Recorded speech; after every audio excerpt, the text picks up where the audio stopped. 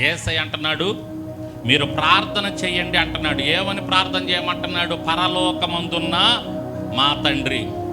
ఏడున్నాడు మన తండ్రి? పరలోకంలో ఉన్నాడు. ఆయన మన తండ్రి, మొట్టమొదటి తండ్రి ఆయన. ఏమండి, మనం అనుకుంటాం మన తల్లి గర్భంలో నుంచి వచ్చాం, మా నాన్న ద్వారా వచ్చాం, మా నాన్న ద్వారా మేము జన్మించాం. లేదండి, చాలామందికి నాన్నలు ఉంటారు, పిల్లలు లేరు. అంటే తండ్రులు ఉన్నారు, పురుషులు ఉన్నారు, కానీ ఆ పురుషులకి పిల్లలు లేరు. ఎందుకని? ఒక స్త్రీకి గర్భం రావాలన్నా, ఒక బిడ్డ జన్మించాలన్నా ఎవరి కృప అని చెప్పుకున్నాం? దేవుని కృప. దేవుని కృప ఉంటేనే. అందుకనే హవ్వ ఏమన్నంటే, దేవుని కృపను బట్టి నేను ఒక బిడ్డను సంపాదించుకున్నాను అంది. దేవునికి స్తోత్రం. కాబట్టి ఆ తండ్రి లేకుండా మనం ఈ భూమి మీదకి రాలేదు. ఆ తండ్రి నడిపించాడు మనల్ని ఈ భూమి మీదకి, తల్లి గర్భంలో నుంచి. కాబట్టి పరలోకమందున్న మా తండ్రి, ఎప్పుడు ఆయన మనం గుర్తు చేసుకుంటూ ఉండాలి ఆ తండ్రిని. నా తండ్రి, అసలు తండ్రి పరలోకమందు ఉన్నాడు, మా తండ్రి సర్వసృష్టికర్త అని ఆయనకి ఎప్పుడు మనం గుర్తు చేసుకుని, ఆయనకు ప్రార్థన చేసుకుంటూ ఆయనకి ఇష్టమైన కార్యాలు చేయాలి. ఎవరికి ఇష్టమైన కార్యాలు? పరలోకమందున్న తండ్రికి. అది మొట్టమొదటి తండ్రి, మనకందరికి తండ్రి.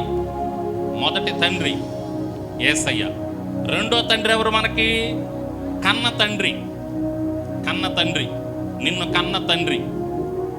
ఈ భూమి మీద శారీరకంగా నిన్ను కన్నటువంటి తండ్రి రెండవ తండ్రి. మొట్టమొదటి తండ్రి ఎవరు ఈ భూమి మీద? ఆదాం. ఎవరు మొట్టమొదటి తండ్రి? ఆదాం. హవ్వ.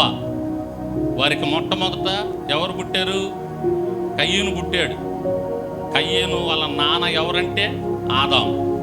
కాబట్టి ఈ భూమి మీదకి నువ్వు రావటానికి దేవుడు వాడుకున్నటువంటి ఒక సాధనం పురుషుడు. ఆయనే నాన్న, కన్న తండ్రి, మన నాన్న. దేవునికి స్తోత్రం. పరమ తండ్రి రెండవది, కన్న తండ్రి. మూడవ తండ్రి ఎవరు?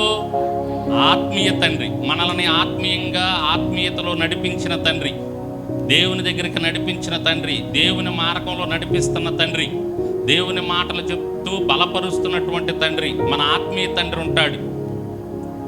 క్రైస్తవుడిగా ఉన్నటువంటి ప్రతి ఒక్కరికి ఒక ఆత్మీయ తండ్రి ఉంటారు. ఆత్మీయంగా నడిపించే తండ్రి ఉంటాడు. ఆయన ఆత్మీయ తండ్రి.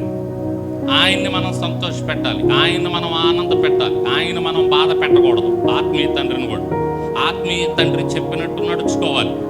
ఆయన మాటల ప్రకారం, ఆయన చెప్పిన మాటల ప్రకారం నడుచుకోవాలి.